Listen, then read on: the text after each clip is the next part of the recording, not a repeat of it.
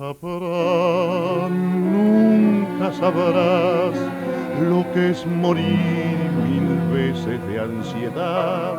No podrás nunca entender lo que es amar y enloquecer.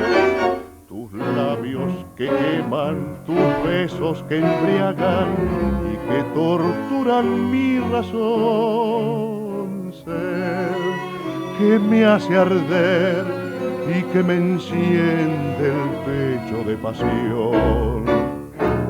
Estás clavada en mí, te siento en el latir abrasador de mis sienes. Te adoro cuando estás y te amo mucho más cuando estás lejos de mí.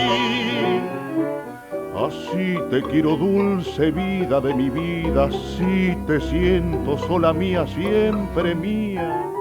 Tengo miedo de perderte, de pensar que no he de verte, porque esa duda brutal, porque me habré de sangrar si en cada beso te siento desmayar. Sin embargo me atormento, porque en la sangre te llevo y a cada instante, febril y amante, quiero tus labios besar.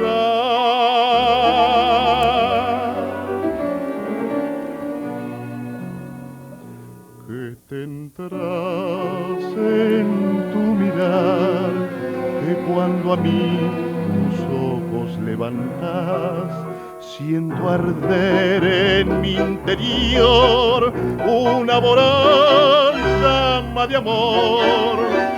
Tus manos desatan caricias que me atan a tus encantos de mujer. Sé que nunca más podré arrancar del pecho este querer.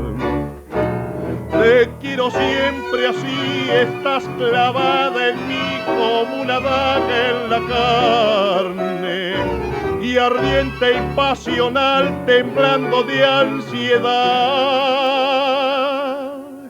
Quiero en tus brazos morir.